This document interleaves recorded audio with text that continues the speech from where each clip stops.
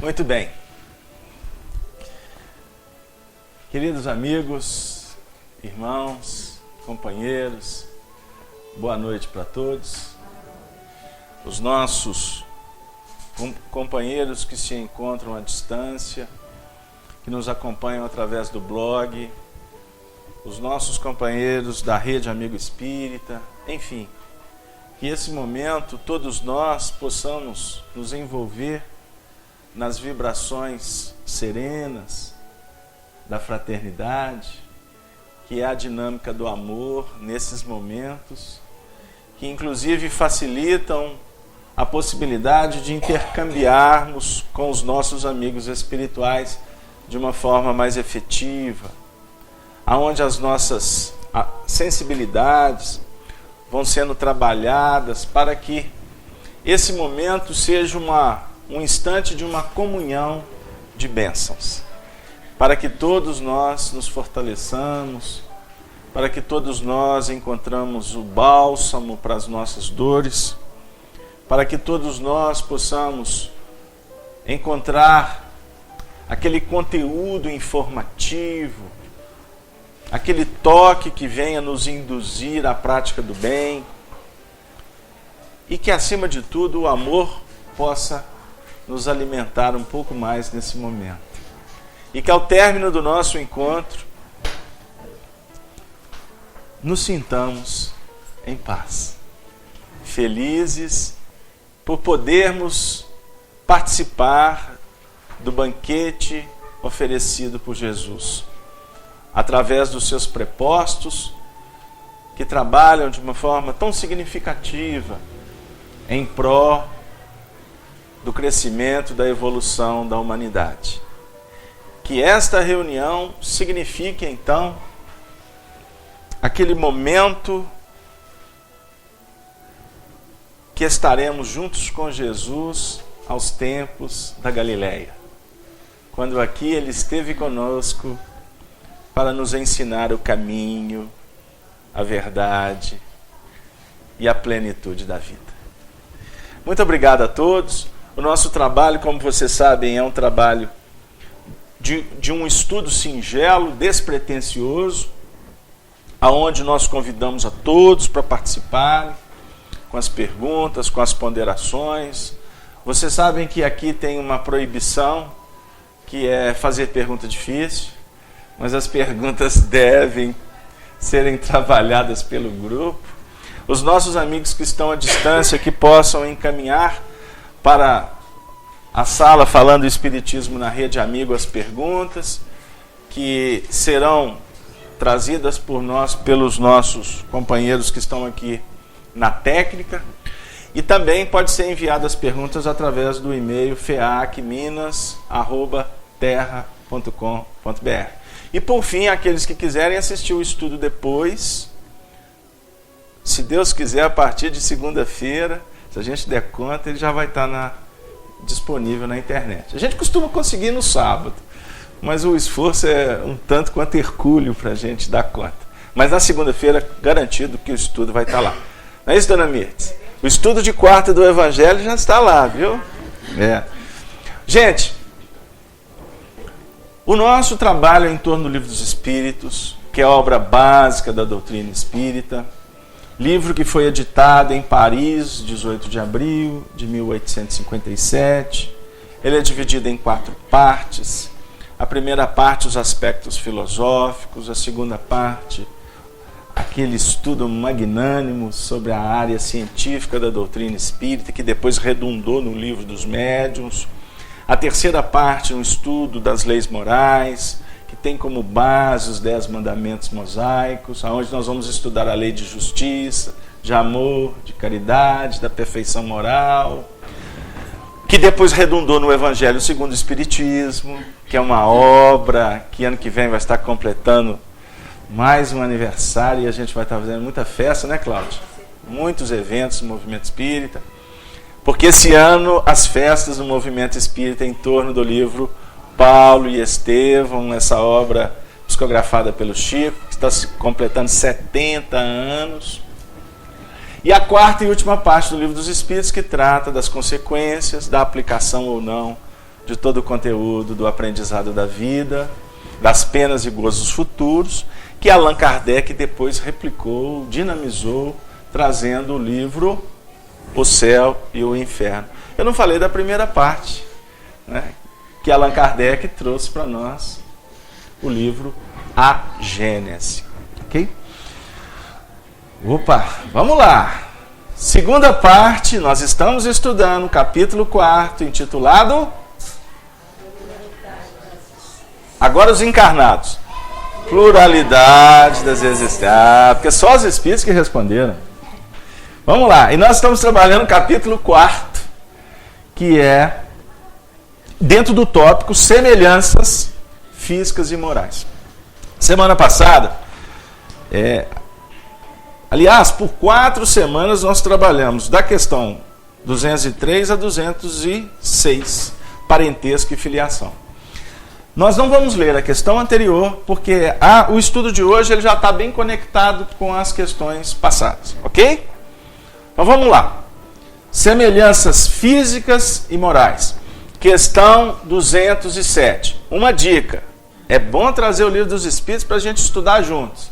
Melhor ainda se estudar na noite anterior, preparando para o estudo do dia seguinte. Que a gente costuma, viu, Cláudio? Ir lá para o plano espiritual e assistir uma prévia da reunião, que por sinal é muito mais qualificada do que a nossa. Que aí nós vamos estudar com os benfeitores espirituais. É uma forma de preparar o campo mental para assimilar o conteúdo que vai vir em seguida. Kardec formula assim os espíritos. Frequentemente, os pais transmitem aos filhos uma semelhança física. Transmitirão também alguma semelhança moral? Semelhança física é fato, os pais transmitem. E a semelhança moral, transmitem ou não? Por quê? Individualidade. É uma individualidade separada. Somos individualidades, não é isso? Por isso que na questão 203, a Efigênia está afinada. Os pais transmitem aos filhos uma parcela de suas almas, ou se limitam a lhes dar a vida animal, a qual uma nova alma vem mais tarde adicionar a vida moral?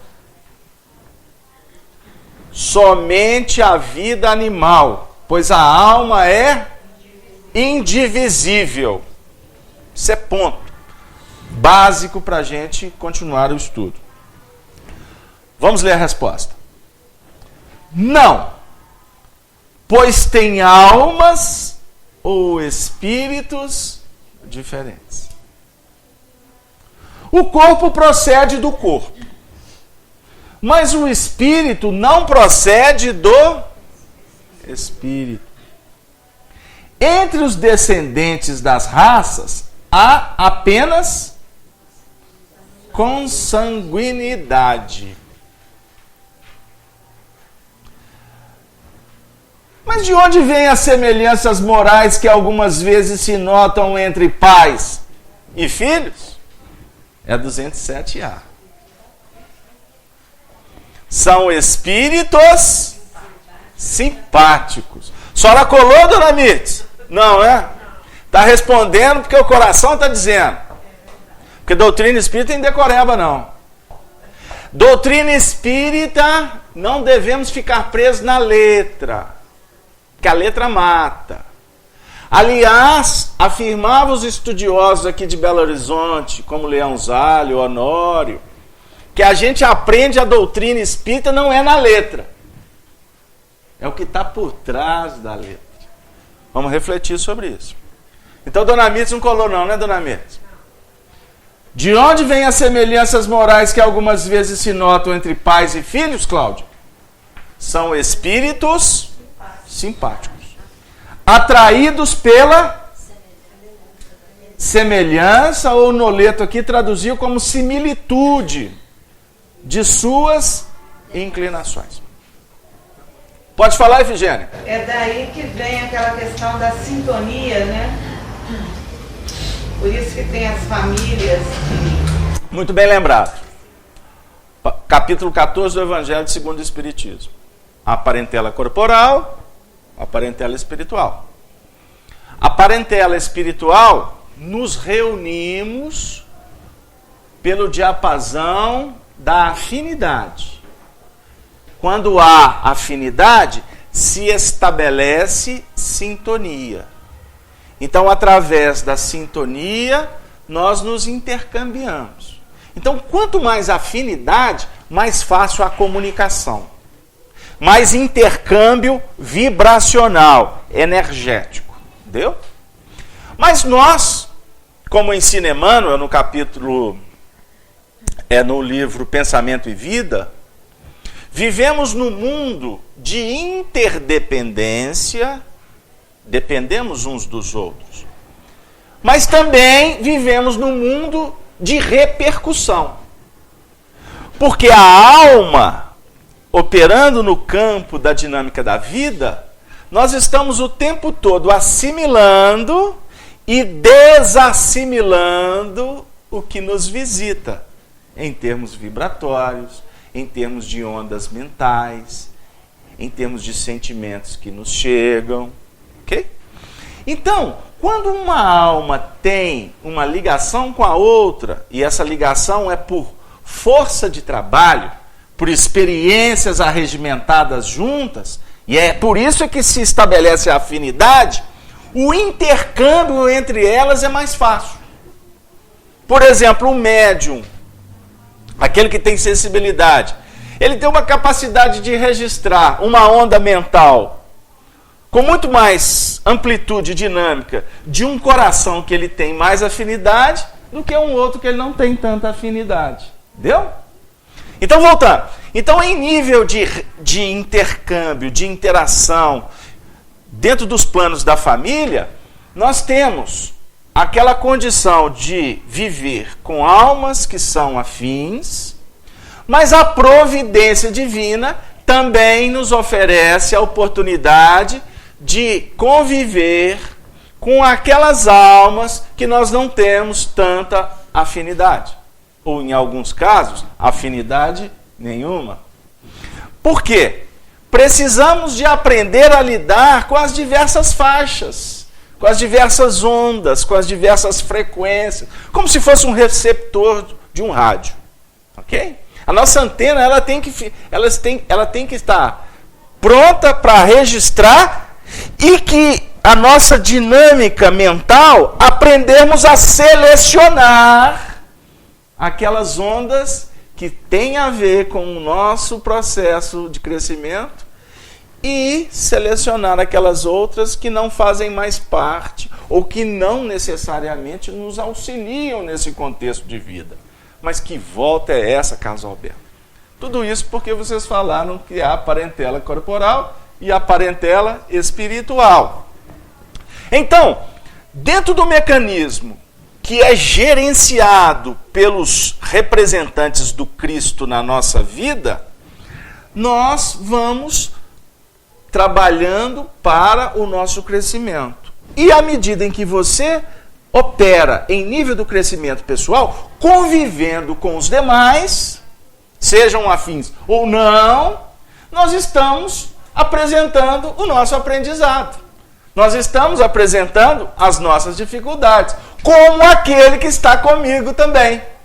Por isso é que os espíritos definem a família como o cadinho purificador, aquele núcleo essencial de vida, de aprendizado. Não é mesmo? Agora, voltando ao texto.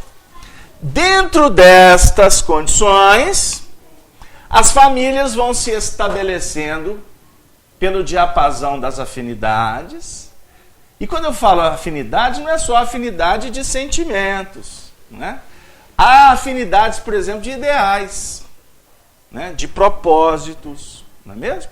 Então, uma família, ela pode estar sendo reunida com espíritos, por exemplo, que têm uma tônica de crescimento na área da música, na área da política, na área da indústria, na área, enfim, de todos os segmentos, como na área religiosa. Famílias que se reúnem porque a tônica irradiadora é a intelectualidade, é o sentimento, é a religiosidade, é a política. Então isso vai explicando por que nós temos nos núcleos familiares corações que se expressam de uma forma parecidas, não é? Mas isso não significa que o filho herdou do pai aquela performance psicológica, moral, espiritual. Deu aí? Tá claro, gente? Filho Fernando, o que o senhor está pensando aí? Nos ajuda aí. Muito bem. Gente, vocês estão com saudade do seu Fernando? O seu Fernando nos deixou momentaneamente. A ovelha desgarrou. O senhor estava aqui no estúdio quarta-feira, né? Mas a ovelha desgarrou para viver uma experiência positiva lá nas regiões, não é, serranas de Petrópolis. Aí o negócio começou a fazer muito frio lá, ele correu para cá de novo. Chegou aqui, estava um frio na mesma dimensão, né, seu Fernando? Vê lá, né? E o seu Fernando está de volta. O seu Fernando foi lá visitar a família, não foi? Os filhos. É a dinâmica da vida. Porque muitas vezes a misericórdia, ela como que espalha para a gente aprender a juntar. E muitas vezes está junto e na realidade nós passamos a ser agente para espalhar. É aí que não pode. Ou até pode, porque temos livre-arbítrio. Mas aí talvez é que não deve. Mas se acontecer, nós temos que aprender a rever, a reanalisar, reposicionar. Não sei porque eu falei isso não, né? Mas fica aí como ponto de reflexão. Mas nós separamos um texto de Emmanuel, porque o assunto vem falar de semelhança de pais, filhos, não é isso? E aí nós separamos um texto de Emmanuel para a gente estudar junto. Está no livro Pensamento e Vida. Vocês acham que é uma boa? Se não quiserem, eu volto para o Livro dos Espíritos. Vocês são educados, né? Eu vou ter que vir aqui mesmo, né? Ninguém vai contrapor? Estou brincando. Vamos lá. Observemos Emmanuel falando dos filhos, para a gente tratar a questão da semelhança. Tá bom? Nasce a criança, trazendo consigo o patrimônio moral que lhe marca a individualidade antes do renascimento no plano físico. No entanto, receberá os reflexos dos pais e dos mestres que lhe imprimirão a nova chapa cerebral, as imagens que em muitas ocasiões lhe influenciarão a existência inteira. A individualidade vem. Podemos ser semelhantes nos ideais, nos propósitos.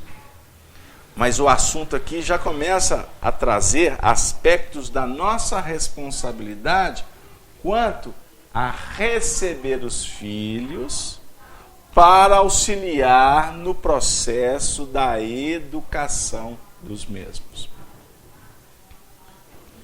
Diz Emmanuel, indiscutivelmente, a instrução espera-lhe o espírito em nova fase, enriquecendo-lhe o caminho nesse ou naquele mistério.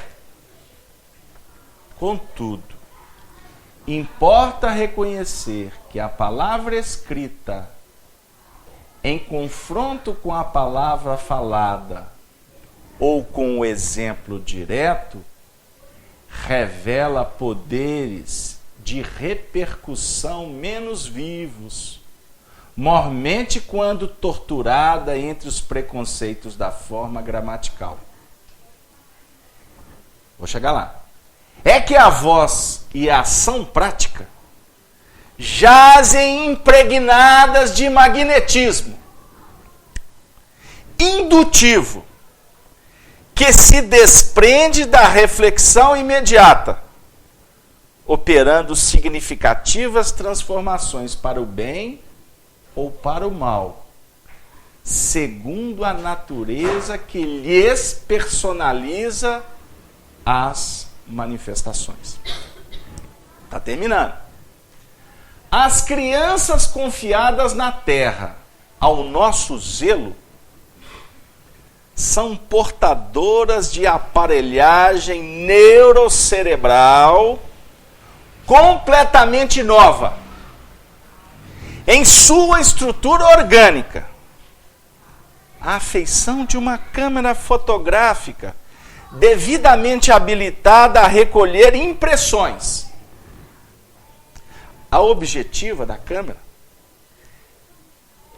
que essa máquina é constituída por um sistema de lentes apropriadas, capazes de colher imagens corretas sobre recursos sensíveis, é representada na mente infantil por um espelho renovado, em que se conjugam visão e observação, atenção e meditação, por lentes da alma, absorvendo os reflexos da mente que a rodeiam e fixando-os em si própria como elementos básicos de conduta. A mente é um espelho. O lar, ele funciona como centro essencial dos reflexos. Cada um de nós esboçamos reflexos. Os reflexos é a base do nosso campo mental. Então, quando o reflexo esboça, ele apresenta a emotividade. Quando a emotividade salteia, ela já vai dar condição da ideia surgir.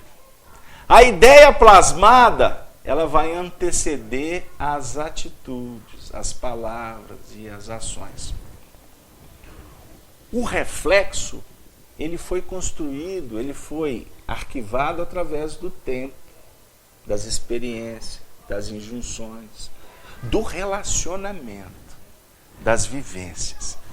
Então, um núcleo familiar, Refigênio, ele é um fulcro para irradiar reflexo que você traz do seu passado, que o seu filho traz do passado dele, que esses reflexos, inclusive, apresentam-se como tônicas de vida, como personalidades, como índole. Então, dentro desse mecanismo que a vida oferece de convivência, nós estaremos cientificamente, que nós estamos trabalhando aqui com a Emmanuel, tendo a oportunidade de conviver com seres, com almas semelhantes nas suas condutas, a nossa performance, recebermos estímulo, seu Fernando, para continuar no diapasão positivo. Ou quando encontramos contraponto de comportamento, de sentimentos, nós estamos sendo, de alguma forma, avisados pela vida que devemos, por exemplo, pôr o pé no freio, não servir a sopa tão quente, dona Yolanda. Ou de repente levar a xícara do chá lá na cama porque ele está precisando, embora ele te maltrata. Ou quando alguém em casa grita com a gente, e a gente muitas vezes sai com a espada em punho para revidar. Nesse centro essencial de reflexo, a doutrina espírita vem nos clarificar que este grito, ele na realidade representa uma necessidade nossa de rever conduta para não gritar com o outro. Porque se o grito está te incomodando, significa que há alguma coisa a ser direcionada. E que o erro não está em quem grita, embora na dimensão dele esteja. Mas na realidade o grito está dizendo para nós que a nossa alma anseia por paz. E muitas vezes eu me perco nesse labirinto de comportamentos, de reflexão, dona Neuza. Então, nós vamos entender o seguinte, que estamos sendo atraídos pela simpatia e encontrando empecilhos nas antipatias, que todas elas visam ou representam necessidades de evolução de cada um, na posição que cada um ocupa. Na pergunta 208, os espíritos, Allan Kardec levanta a seguinte questão: os espíritos dos pais exercem alguma influência sobre os dos filhos após o nascimento destes? Nós antecipamos um pouquinho, porque Emmanuel vem dizer que a chapa fotográfica, o campo mental dos meninos, está novo, está pronto para registrar as informações, as imagens, os reflexos, a palavra, a atitude dos pais, porque como a chapa está nova, não é? As objetivas da câmera fotográfica estão prontinhas assim, venha. Os pais têm um papel fundamental nesse reinício de um processo evolutivo, pelas vias da reencarnação. Mas aí, Elinéia, Kardec pergunta, exercem os pais influência sobre os filhos? Para a gente não sair do texto. Resposta, Cláudia, em alto e bom tom. Muito grande, conforme já dissemos. Os espíritos devem contribuir para o progresso um dos outros. Pois bem, os espíritos dos pais têm por missão desenvolver os de seus filhos pela educação. Isso não constitui para eles uma tarefa. Se falharem, serão culpados. O texto aí está dizendo, isso para eles é uma tarefa. É uma tarefa, não é isso? Se falharem, serão. E os espíritos utilizaram a palavra educação. Como diz Arnaldo Rocha, papagaio. A palavra educação. E eu estou sentindo aqui que essa palavra pode ser a chave aqui para a nossa conversa. O que é educação?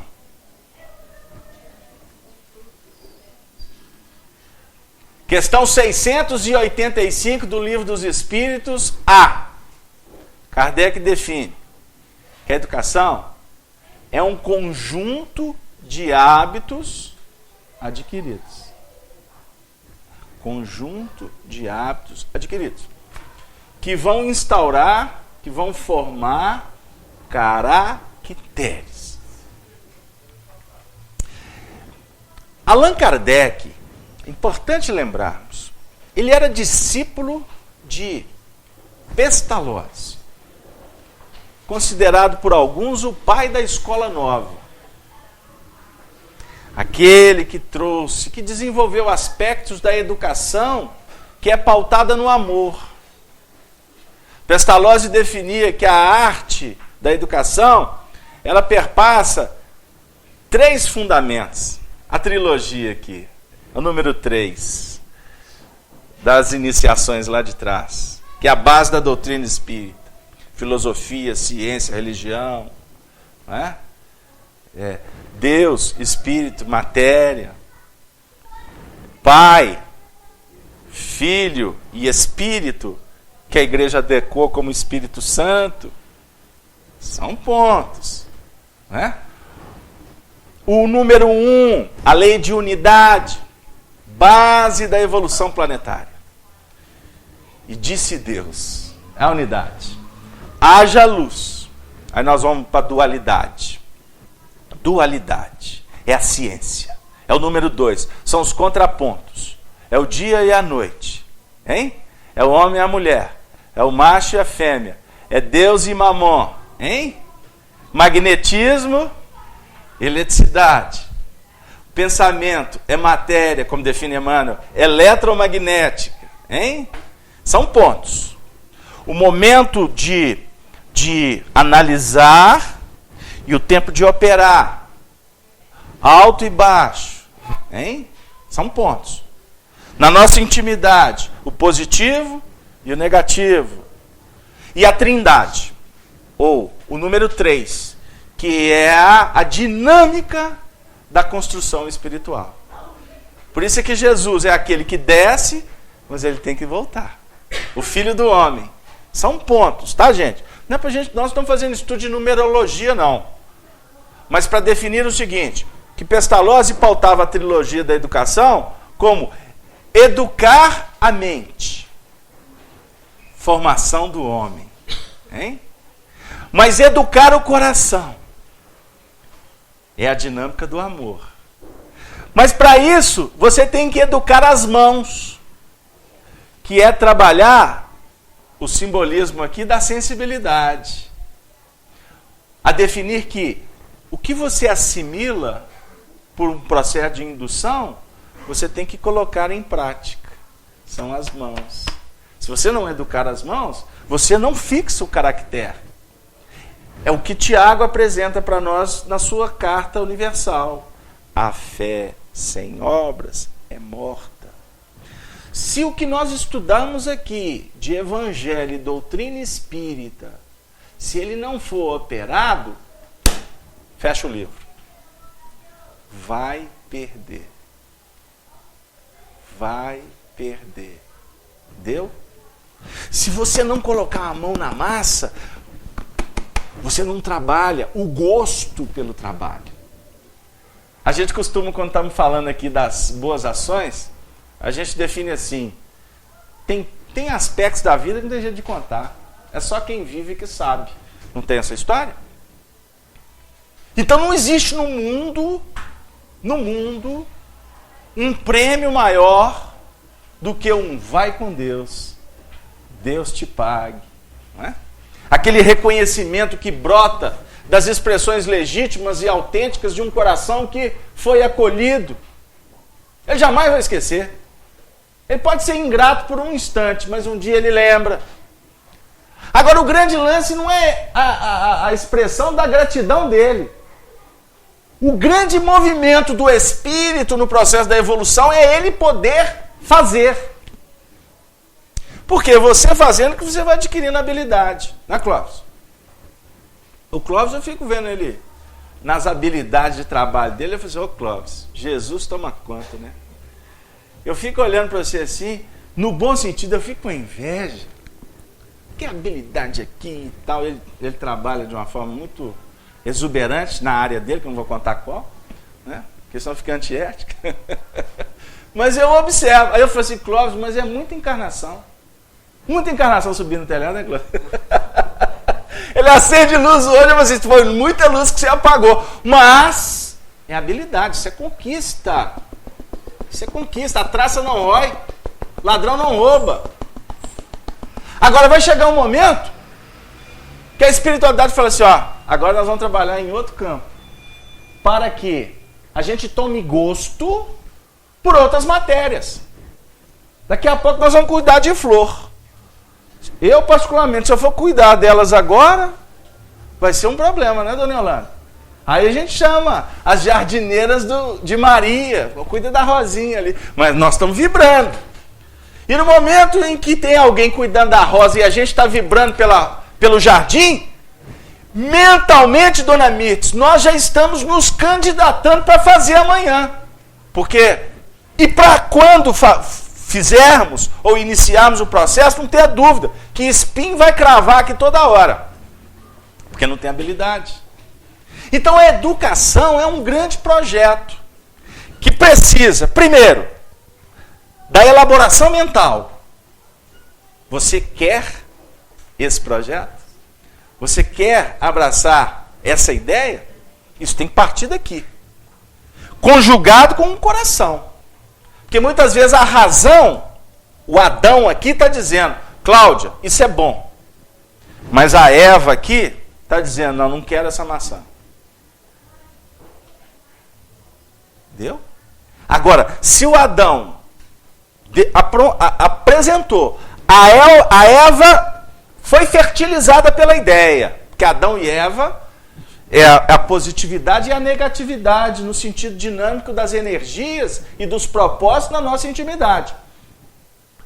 Se os dois estiverem conjugados, aí dá fruto. Aí nasce Abel. Mas pode nascer Caim também. E diga-se de passagem, o ideal é que tenha Abel e Caim. Para que Caim mate Abel. Puxa vida, hein? E Abel, você lembra qual que era a performance profissional, as habilidades de Abel? O que ele fazia lá nos tempos? E Caim? Hein? Caim cuidava do rebanho. Caim lidava com a carne. Abel cuidava do campo. Ele era lavrador. Quem que consumiu quem no processo? O simbolismo de Caim, que estava muito vinculado às questões da carne. Ai, nós precisamos de estudar mais o Antigo Testamento. Né? A paixão aqui, nesse contexto. Né? E obviamente que Abel, que já estava numa ascensão, por conta da sua sensibilização, aqui o cuidar do campo é cuidar das flores que nós citamos aqui. Cuidar das rosas. Buscar uma alimentação mais frugal. Uma dinâmica de mais reflexão. Sem tanta força. Sem tanto instinto. Sem tanta grosseria. Sem tanta materialidade. Deu? Então, nesse mundo, nós temos que lidar com todas essas frentes para que a gente encontre o caminho do meio. Porque, por exemplo, Caim, que se enovelou com a serpente de novo, como Eva se deixou enveredar pelos convites da ilusão, ele depois que mata, que tira a vida, que é o simbolismo, né? Mas espera aí, afinal de contas, existiu ou não esse casal? Isso é simbólico, tá, gente? Isso é simbólico. Porque o mundo não foi. Ele começou a ser povoado pela fertilização da Eva. Eva é a representação de toda uma raça que veio encarnar no planeta Terra. Como a raça adâmica também. Foram milhões e milhões de espíritos que vieram trabalhar nesse circuito, né? Nessa dinâmica da Terra, para que eles pudessem crescer espiritualmente. E aqui eles encontraram seres mais simples. E na relação da educação, sempre, conforme ensina o Livro dos Espíritos, há a interação do superior com o inferior, do mestre com o educando. Isso é o tempo todo nas relações. Pena, dona Mirth, que o nosso orgulho, o nosso egoísmo cria tantas barreiras para que nós, aprendizes do Evangelho, possamos ver que a vida está o tempo todo nos ensinando. Muitas vezes a vida te manda a lição, você está assim, mas que desgraça, que tempestade. E na realidade, é necessário que a água da tina, né? É isso mesmo, dona Elana? Isso é coisa do Chico, meu Deus, eu vou lembrar de água da tina, nunca usei tina. Coisa do Chico é porque o Chico conta muitas essas histórias, né? Não é porque o Chico está aqui não, tem que tomar cuidado, porque o povo vai falar que o Chico Xavier está aqui.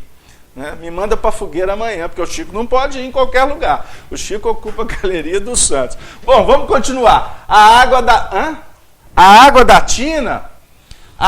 tina, quando balança, o que é a tina, Cláudia? Você lembra? Dona Yolanda lembra? A Cláudia é década de 80, Dona Yolanda, vamos junto lá para a década de 50. Vamos lá, fala. uma barrica de madeira, não é? O senhor Fernando, você não é dessa época não, senhor Fernando? E qual que era a função dela? Era armazenar água? Pois é. Você podia balançar demais? Se balançasse, entornava, não entornava? E muitas vezes a vida balança demais a tina e a gente fica com a mão na cabeça. Meu Deus! E na realidade, tem hora que tem que balançar para a gente mudar a posição. Ou aprender a ter habilidade para segurar na instrumentalidade. Não é assim, dona? Muitas vezes a doença visita para isso. A obsessão bate, não é? O menino surta lá dentro de casa, aí tem que procurar o médico. Não é? Porque a vida está dizendo assim, olha, vamos começar a empreender novas atitudes, nova forma de pensar, de agir, de abraçar. Ô, gente, só um breakzinho, porque parece que tem uma participação. Puxa vida, minha querida amiga Juliana, da cidade de Recife, não é isso? Como cultivar a paciência interior? É a pergunta. Juliana, inicialmente gostaria de te abraçar carinhosamente, fraternalmente, inclusive agradecendo que ela foi paciente, porque essa pergunta deve ter chegado aqui há mais tempo. Paciência, ela traz para nós a etimologia da ciência da paz. Aí nós devemos lembrar de Jesus, porque dentro desse movimento de educação,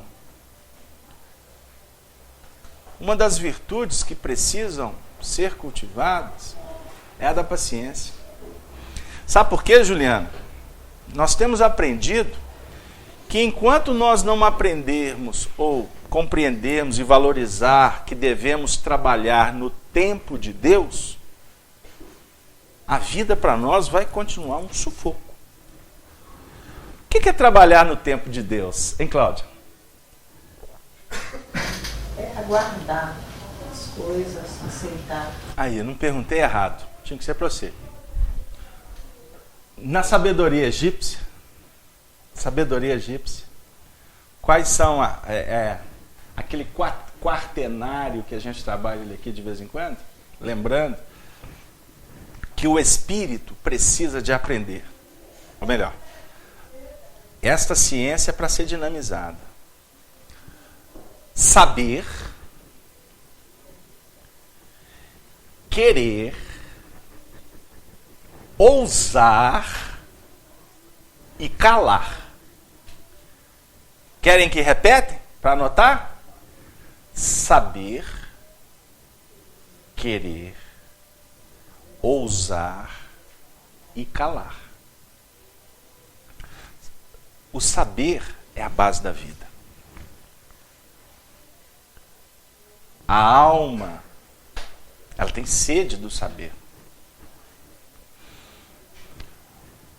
Um cachorro, ele não tem pensamento contínuo. O cão tem pensamento fragmentário. Não é isso? Ele trabalha por instinto, por reflexos, por impulsos. Mas ele já está numa dinâmica interessante, inclusive, de um sentimento ainda num patamar bem rudimentar. Mas ele tem apego ao dono. Não tem? Ele gosta de carinho. Todo animal,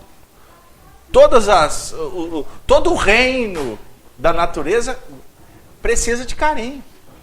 Precisa de carinho. E a gente vê tantas pessoas maltratando os animais, né? Cães que são preparados para serem bravos, né? Para atacarem. E uma vez eu escutei um companheiro dizendo que o cão reflete o perfil psicológico do dono. O cão reflete o perfil psicológico do dono. Aí, para falar nisso, ô Juliana, paciência, a gente chega lá. Mas, para falar nisso, tem um livro que chama Seu Cachorro é Seu Espelho.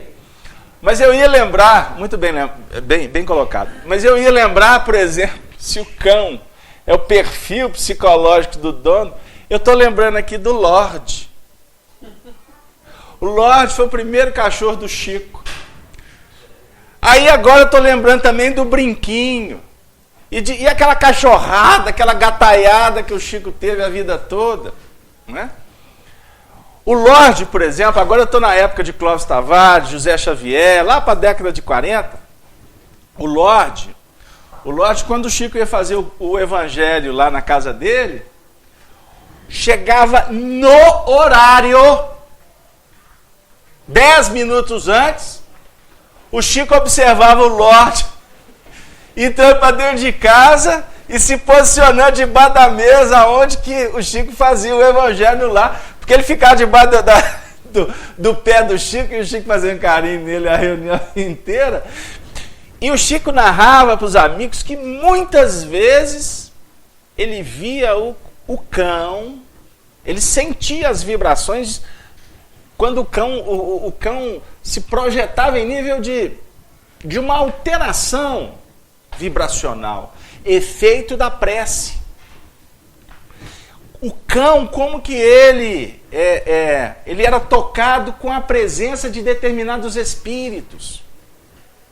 Uma companheira esteve conosco aqui na casa há algum tempo atrás, ela tem clarevidência e está precisando, né? Ela está dentro dos processos dela de aprendizado e de educação da mediunidade, porque quando nós estamos falando de educação, nós vamos voltar. Educação faz parte, perpassa a educação da sensibilidade física e da sensibilidade espiritual. Por isso é que os espíritos tratam da mediunidade como uma necessidade de educá-la, ou educação mediúnica. E ela diz assim: os animais veem os espíritos? E nós dissemos para ela que os animais registram as presenças espirituais. E ela foi e contou de uma forma muito natural, a menininha, que ela estava em casa e de repente o cachorro começou a latir, se comportar de uma forma estranha, e ela foi ao terreiro. Quando chegou no terreiro, ela viu o espírito que costuma visitar a casa dela numa situação muito difícil, muito complexa, e o cão estava como que quase atracando o espírito. Né? Então, para definir, eu estou tentando trazer aqui a ideia da sensibilidade. Tá? Mas voltando, então, o Chico, os animais do Chico retratavam o perfil psicológico dele, como a plantação de rosas que ele tinha em volta da casa dele, de bungaville. Né? Ele conversava com as rosas, com as plantas. Ele não ficava assim: ô plantinha, hoje tem reunião do Luiz Gonzaga, eu vou psicografar, vai vir Emmanuel. Não era isso, porque as plantas não pensam. Mas as plantas registram as vibrações carinhosas, de estímulo. Elas não decodificam em nível de pensamento. Mas a voz de comando vem de um pastor. O pastor é o ser humano. E por isso é que Moisés define no Antigo Testamento que disse Deus que o homem iria reinar sobre todos os animais do campo, silvestres, os répteis, os bois. Porque o homem tem por ele pensar, por ele operacionalizar com a vontade, com a decisão, ele é capaz de criar imagens, sons no mundo espiritual. Ele plasma, ele manipula energias que os animais, para eles, sem que você fale, se torna a voz de comando. A vibração se torna um movimento de aconchego. Então nós iríamos responder para a nossa companheira, sem fechar, que a paciência é o quarto item do projeto da filosofia antiga. Primeiro você tem que saber. Eu não estou falando de saber só para estudar, ler livro. Saber o que você... Saber o que é bom. Agora, só saber, só entender, Não basta. Você tem que querer. Se você não querer, não quiser, não adianta saber. Tem muitas lições, Clóvis, que a gente já sabe. Mas até hoje, nós não quisemos. Agora, quando, Efigênia, você quiser, realmente, e for implementar a vontade no processo, você tem que ousar. Porque ensina Emmanuel no livro Pensamento e Vida que nós vivemos, a nossa mente, ela define um campo de ação. E Deus facilita para que a gente tenha recursos de operar dentro desse campo. O campo da família, o campo da sua profissão, o campo da sua elaboração mental, até onde que você dá conta, até qual assunto. Você tem aqui o livro dos Espíritos, tem pessoas que falam assim, Casal Aberto, mas é tão difícil. Mas não é não. Mas é. Mas não é. É. Enquanto tu continuar falando que é difícil, só vai ficar na planta. Só no projeto do engenheiro. Vai uma dica. Aprendemos com os antigos. Descarta essa palavra difícil.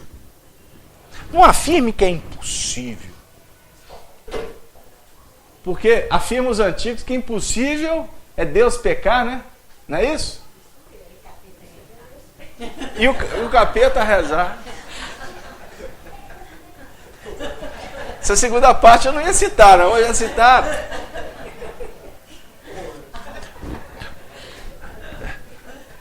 O capeta rezar. É impossível? Não, mas nós aprendemos que o espírito evolui. Mas na condição de capeta, de demônio, qual é a condição do demônio? É o anjo que não projeta luz. Deu? Então, enquanto tu não projeta luz, você não vai rezar. E, aliás, não é rezar. Rezar é repetir. Você não vai orar. Então, é necessário que nós caiamos na exaustão para chegar naquela condição da ovelha que nós estamos quarta-feira, Efigênia. Parábola da ovelha. Quem não esteve presente está lá no blog da FEAC, o estudo. Nós colocamos até um texto, tá? Tem o texto e tem o áudio para acompanhar. A ovelha, quando se desgarra, ela se desgarra por livre-arbítrio. Mas no momento em que ela perde o referencial no deserto, busca oásis e não acha, porque ela tinha um manancial, mas ela optou pela aridez. Optou pela aridez, julgando que na aridez tinha festa, tinha abundância, e não tem. É aí que entra o processo da Eva, de você se enovelar aonde não tem saída. Mas você acha que tem. Você acha que é o máximo. Não é? Aí a ovelha cai para o sofrimento, aí ela vai chegar naquela condição. Senhor, eu estou com fome. Aí começou a brilhar a luz. Andai enquanto tendes luz, afirma Jesus, para que as trevas não vos apanhem. Brilhai a vossa luz. Então o capeta não reza. Porque na realidade o demônio, ele não se entende como aquele desviado. Somos nós quando estamos operando na ilusão, julgando que está tudo certo. Tá? Então não vai rezar ou não vai orar. Grande parte da humanidade não está preocupada em oração, não. Perpassam os caminhos da Europa. Costuma falar em religião lá, na Espanha, por exemplo, você ser agredido. Preconceito. Né? Porque a Europa está cansada de religião. ou cansada dos religiosos, cansada de guerras sangrentas em nome de religião. Por isso é que os europeus que estão vivendo essa crise de identidade, junto com os espíritos que estão reencarnando das regiões umbralinas, que são sagazes, que são aqueles que realmente não querem, para bagunçar a cabeça do povo, para que as pessoas amanhã saiam da multidão pela dor para procurar o pastor. As minhas ovelhas conhecem a minha voz. Capítulo 10 do Evangelho de João. Eu sou o pastor das ovelhas. Os que vieram antes de mim são ladrões, são salteadores. Olha o que Jesus disse. É ilusão. Vem e mentem, e enganam. Agora as minhas ovelhas sabem, porque elas conhecem a minha voz. Então a ovelha, quando desgarrou, só completando o estudo de quarta-feira, né? Só para passar um melzinho na boca da turma que não veio, mas pode assistir, viu, gente? Depois que ela se desgarra, que ela cai, ela lembra do pastor. Porque ela sabe que a única condição dela voltar para o aprisco é se o pastor for em busca dela. Quem é o pastor? Quem é o pastor? Quem é o pastor, gente?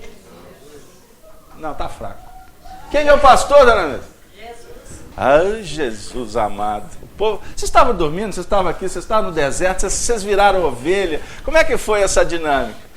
E a nossa irmã Juliana está esperando eu falar da pacificação. Porque se você não ousar, você não faz. Não faz. Não espera alguém fazer por você, porque não dá certo. Mas aí no tempo de Deus, Cláudia, tem um momento que você tem que aprender a calar. E diga-se de passagem, eu vou falar para os médiuns agora. O maior desafio do médium, Sr. Fernando, é calar. Porque ô turma que gosta de falar. Como diz o Arnaldo Rocha, médium adora, ama de paixão. Na roça fala assim, né? Ama de paixão ouvir o timbre da própria voz. E eu costumo até dizer que uma das formas de você descobrir se é médium é dependendo da quantidade que ela fala. Ou que ele fala. E entra em cada frequência, tá falando aqui de política, daqui a pouco faz uma curva, já tá falando de religião, daqui a pouco... E aquela dinâmica. Calar. Com equilíbrio. Saber. Dinâmica da vida do tempo todo. Querer. Precisamos de avaliar. Saber, precisamos de saber sempre. Uma reunião como essa, ela tem essa função. De abrir. Reunião como essa não pode fechar. Embora religiosos fecham. É isso e acabou. Na doutrina espírita fala isso. Aí vai a turma toda seguindo o pastor. Aí é pastor religioso. A doutrina espírita, ela propõe reflexões com bases moralizantes. Agora, as decisões são de ordem pessoal. Por isso é que estudar doutrina espírita, nós temos um manancial eterno para estudar. Cada dia tu vai ter um assunto, cada dia tu vai ter uma novidade. Mas aí chega a segunda condição. Isso é importante para você? Você quer isso para a sua vida? Ou nós vamos ser espíritas apenas, por exemplo, de carteirinha, de periferia? Como um amigo me disse essa semana, puxa vida. Diante do desencarne de um companheiro da família, ele falou assim, puxa vida, a gente sabe, frequenta reunião, conversa com os espíritos, vê os espíritos desencarnados, mas na hora que o negócio bate lá na casa da gente, aí a gente vai ver que a onça bebe água também. E a hora que a onça bebe água, não é fácil não, né, dona Yolanda? Porque se você não ousar, você não muda. Você não faz diferente. Mas a nossa irmã Juliana, que pacientemente nos espera,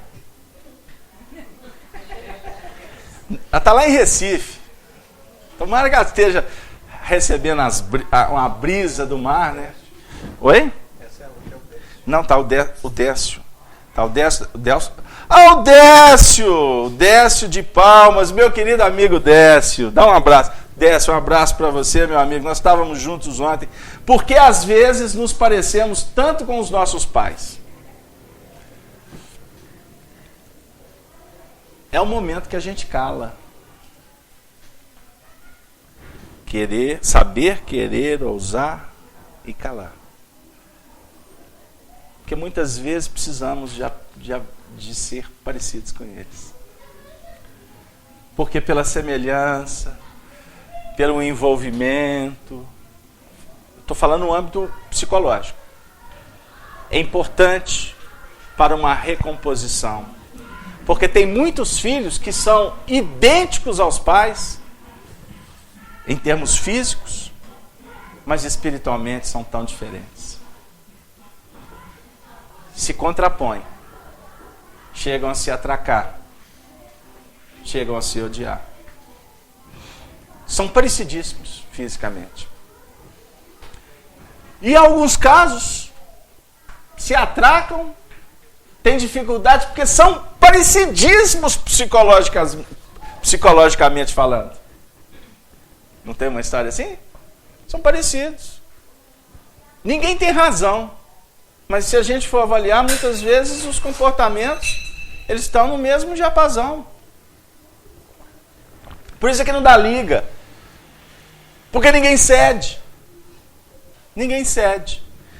Mas por conhecer um pouquinho o coração do nosso irmão Décio, eu sei que a pergunta dele, ele está querendo nos apertar aqui para a gente entrar na questão genética, principalmente na genética espiritual.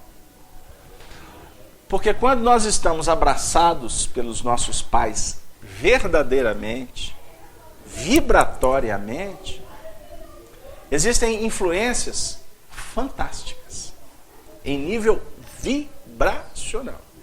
São influências dentro do processo da educação. Porque a educação, ela não se faz apenas na cognição, como nós lemos um pequeno trecho do Emmanuel, eu resolvi não ler todo, para não cansá-los. Porque o que acontece muitas vezes no lar é que a escola pode até fazer proposições importantes, mas há contradições ou há contrapontos vindo dos próprios pais, que ao invés de auxiliar, criam dificuldades, conflitos na cabeça dos filhos. E por que acontece tudo isso? Como o Livro dos Espíritos vem nos colocar, os pais estão sendo culpados, estão falhando. Sim. Mas querendo ou não, e não é para justificar a falha do pai, os equívocos dos pais fazem também parte da folha do aprendizado dos filhos. Como é que é? Uma das coisas mais complexas para um pai, a gente aprende isso no Evangelho segundo o Espiritismo, nesse capítulo 14 citado, é quando ele chega no mundo espiritual e ele vai se deparar com a verdade. E uma delas é que ele falhou como pai. Porque definem os espíritos que é uma das missões mais sagradas. No Japão, a profissão mais considerada no Japão é a de professor. Professor. Professor. Eles são extremamente considerados. Porque a vida, questão 132 do Livro dos Espíritos, qual o objetivo da reencarnação? Resposta: Deus impõe a reencarnação com o fim de vos fazer progredir. Para uns é expiação, para outros missão. O espírito, quando reencarna, ele reencarna para começar de novo. Não é assim? Começar do zero. Por isso é que Paulo define que é importante, é imperioso que morramos uma vez só. Aí as pessoas acham que ele está falando que ele é contra a reencarnação. Não. Nós temos que morrer nessa personalidade atual. Porque essa personalidade atual que está, por exemplo, se complicando, ela não pode ser revigorada amanhã. Porque o passado está nos visitando o tempo todo. Então, quando o espírito reencarna e ele começa do zero é entre aspas. Porque o processo dos primeiros anos da adequação, como diz Emmanuel aqui, no Pensamento e Vida, ele está com a chapa virgem. Ele está naquela condição assim. Ele não tem nada, não trouxe nada, né? Ele depende de tudo, dos outros, da mãe, do alimento, do aconchego. Ele não tem autonomia. Então ele está assim, igual a gente quando estamos naquela condição de precisar. Quando a gente precisa, a gente fica tão bonzinho. Fica, dona Yolanda? Nossa, mas é impressionante. Como é que as coisas mudam, né? Quem te viu e quem te vê, hein? Tá na cama ali, com a perna para cima, engessado 6 meses, vira um anjo. Alguns, porque tem uns que piora. Tá vendo? Ô, dona Mirta, é difícil essa vida. A gente acha que está acertando, mas daqui a pouco tem um contraponto. Porque vai depender do perfil psicológico do indivíduo. Conversávamos com um coração que a gente tem, assim, muito carinho por ele. Ele estava nos contando assim, puxa vida, como que hoje eu valorizo algumas coisas da vida. Por exemplo, um prato que eu me alimento.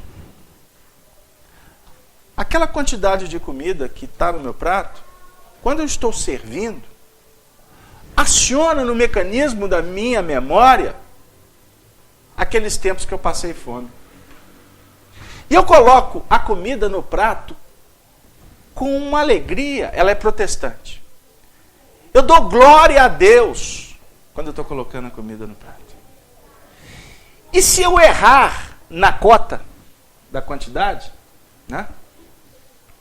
Eu não consigo deixar no prato. Porque eu acho um crime. Eu me recordo dos tempos que eu passei fome. E aí ela, contando o caso, me disse assim, certa feita, meu pai, eu e 6 irmãos passando fome, uma vizinha chegou, sabendo que nós passávamos fome, levou uma vasilha, uma panela de comida para todo mundo.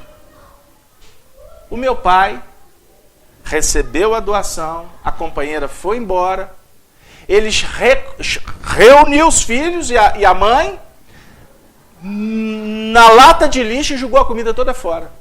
E a gente estava sem comer há quase 2 dias. E ele disse assim, eu não aceito esmola. Então isso é o comportamento do indivíduo que está passando dificuldades, porque a vida está dizendo, meu irmão, aprenda a ser paciente, aprenda a ser resignado, aprenda a ser humilde, aprenda a ser obediente. O que é obediente? Obediência é o consentimento da razão. A vida está te dizendo, consinta, para refletir e ser resignado. Resignação é o consentimento do coração. Você tem que associar as duas bandeiras. Mas não dá certo. Aí a gente vai entender por que está brigando com a vida.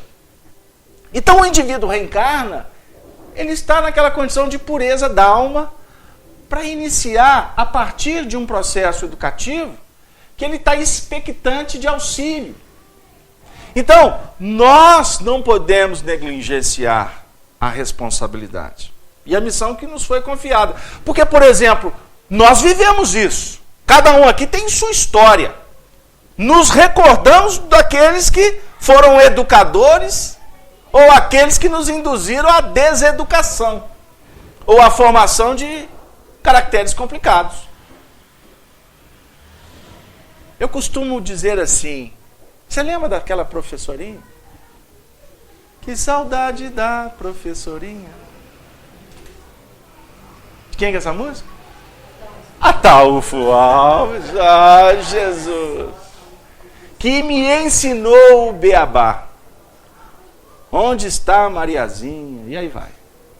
Eu era feliz e não sabia. E não, nossa, agora deu até um coro. Nós vamos chamar até o Nelson Gonçalves. Nelson Gonçalves, quem sabe ele está por aí para cantar para nós aí. O próprio Ataúfo Alves, quem sabe ele não reencarnou, né?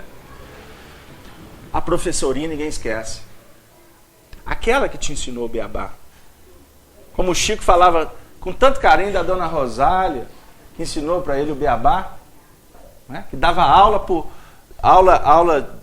de reforço para ele, alfabetizando. São benfeitores que a gente não esquece. Então, nós precisamos de entender a importância de sermos esses educadores do amanhã. Porque nós somos aprendizes, porque no processo da educação, ao mesmo tempo você é professor, você é aprendiz. Por isso é que as crianças, para os bons educadores, elas são os grandes mestres. Por isso é que eles se ajustam ao contexto da educação para ensiná-las com amor, e não com empáfia, e não com intelectualidade, forçando porta, engole o remédio. Não é assim.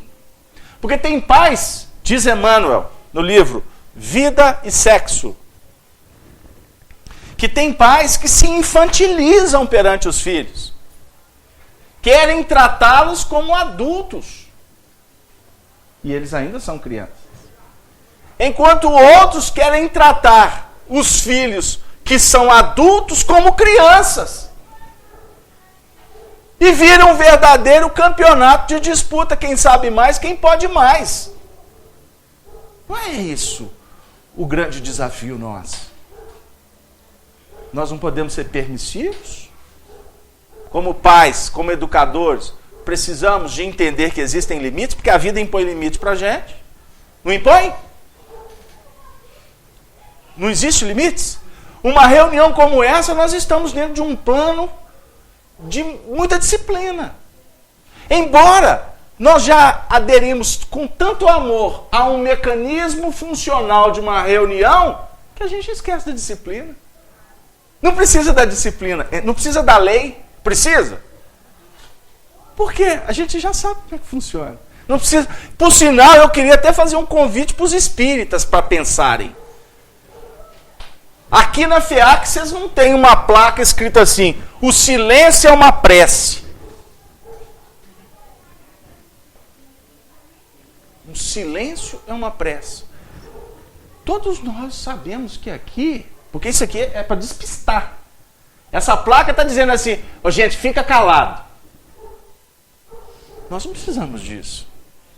Porque nós já estamos aderindo a um processo de renovação, de adequação, e que uma reunião como essa nós estamos, o quê? Proibidos de falar? Não. Mas a gente fala no momento justo, na hora oportuna.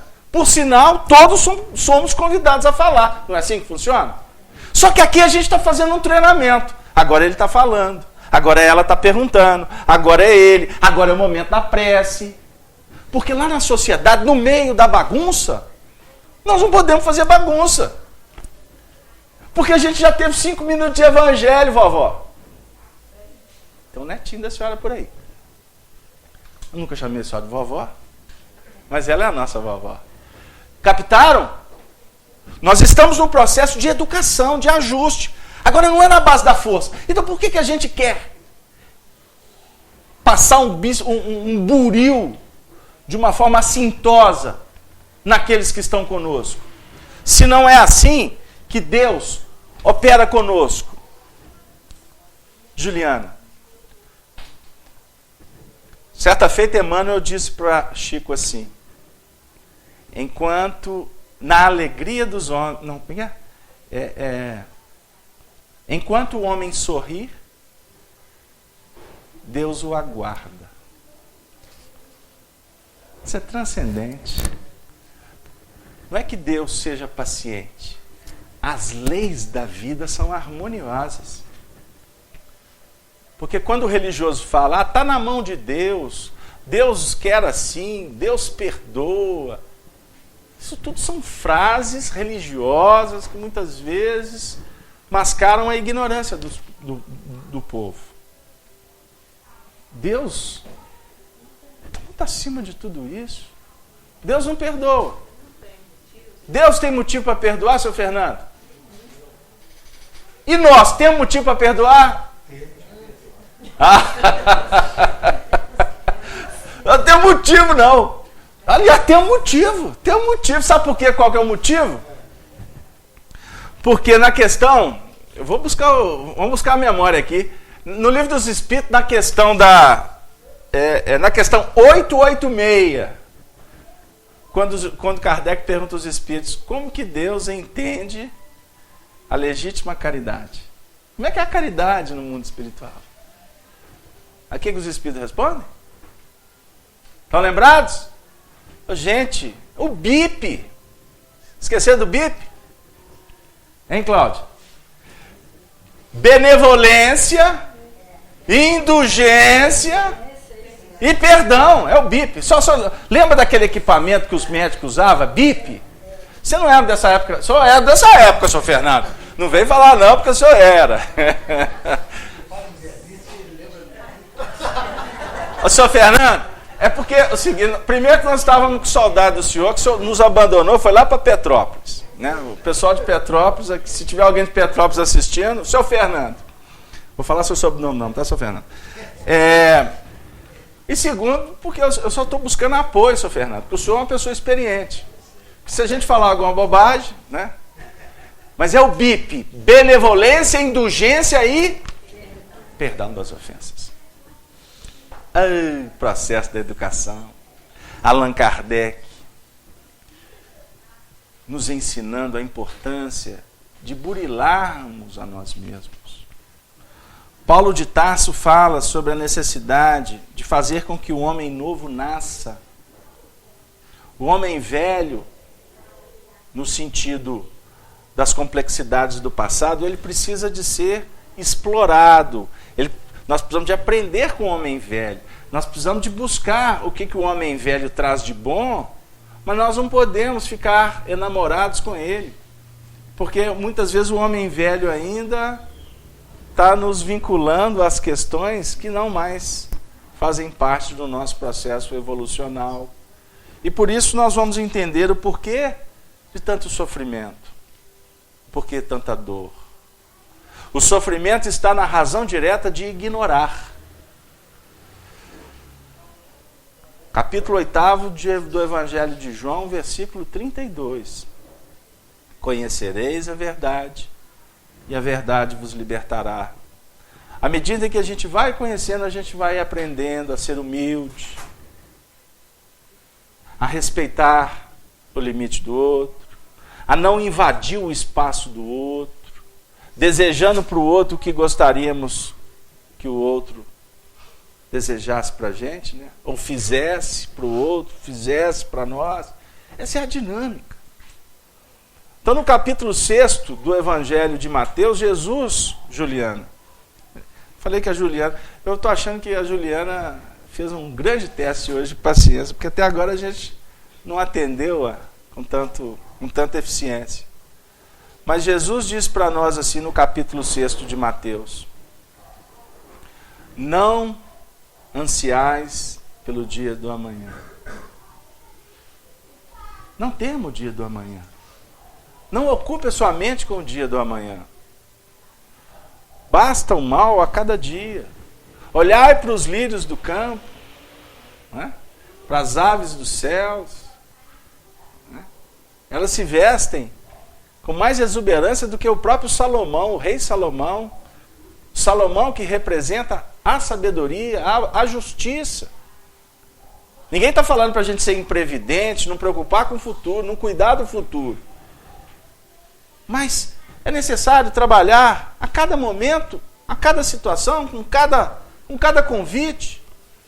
Porque senão, a gente, como diz a Joana de Ângeles, tem um texto muito interessante que ela fala, que preocupar é ocupar a mente, e geralmente nós ocupamos a mente com coisas que podem acontecer no futuro, e a maioria delas não acontecem.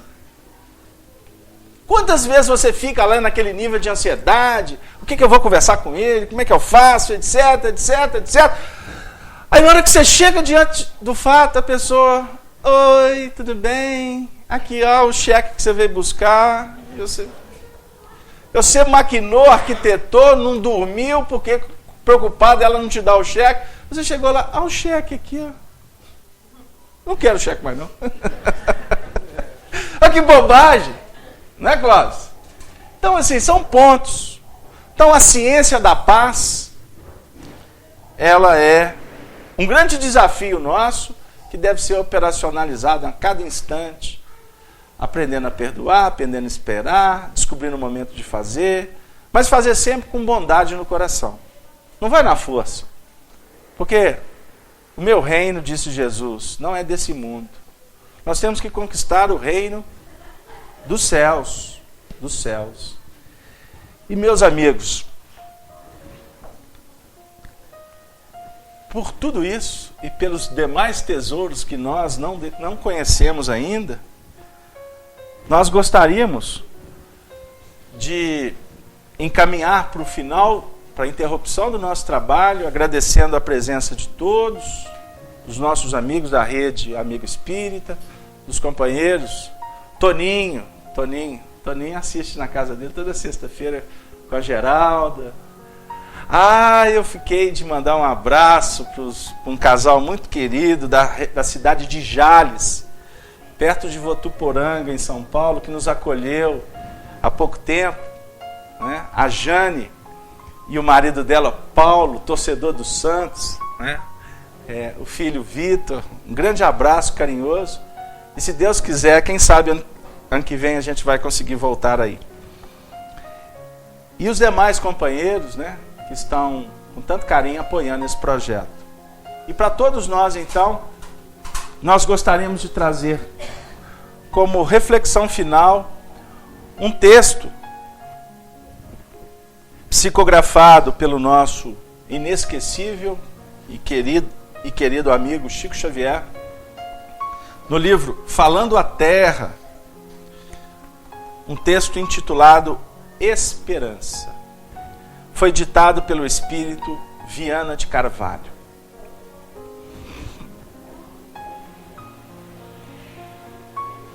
Se a noite o surpreendeu de coração ferido ou de cérebro azorragado por amargos arrependimentos, não se renda à dor que lhe parece irremediável. Enquanto a sombra se estende ao longo do caminho e a ventania sopra, qual lamentoso grito de angústia,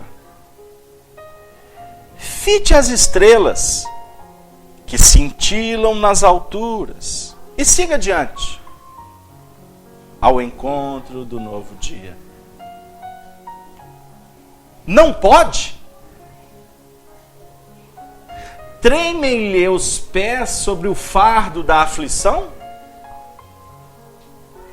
Enrijeceram-se-lhe as fibras da alma e não consegue nutrir um novo sonho? Erga uma prece à esperança, o gênio da luz que nos permite antever o porvir imenso. Recolha-se à oração e ela virá, doce e infatigável enfermeira, balsamizar-lhe as chagas interiores e sustentar-lhe as energias semimortas. Atenda-lhe o apelo carinhoso e prossiga sem desfalecimento. Não o embote, o entorpecente elixir da inércia ou o fel corrosivo do sofrimento. Aceite as sugestões do gênio amigo e reflita. sentirá no próprio coração dores maiores que a sua. Os pavores dos grandes infelizes, as úlceras cancerosas de milhões que, até agora, você não consegue ver. Então, inefável consolo baixará do céu sobre a sua dor, aquietando-lhe a ânsia. Inexprimíveis sentimentos desabrocharão em teu espírito, e seus braços se abrirão para acolher as ignoradas mágoas dos seres mais humildes da terra. Nem todos sabem avaliar essa virtude celeste. Muitos a transformam em vinagre de impaciência ou em tortura mortal, convertendo-lhe a bênção em estilete da enfermidade. Felizes, porém, daqueles que lhe guardam a sublime claridade no imo do Espírito, porque verão a sabedoria do tempo, adquirindo com a vida a ciência da paz. Espera, diz a noite, o dia voltará. Espera, clama a semente, o fruto não tarda. Espera, anuncia a justiça, e tudo recomporei. Bem-aventurados, pois, quantos no mundo sabem aprender, servir e esperar.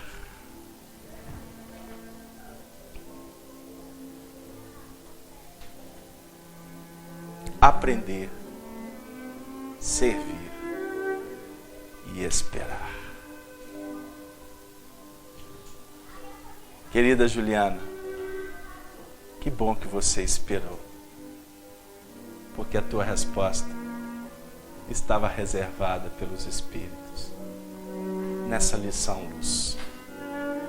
E a todos nós, lembremos que Jesus fala para os discípulos, como agora: não vos deixareis órfãos. Recebam a paz. A minha paz vos dou. Que a paz se faça, em definitivo, nos domínios de cada coração. Que Jesus esteja conosco,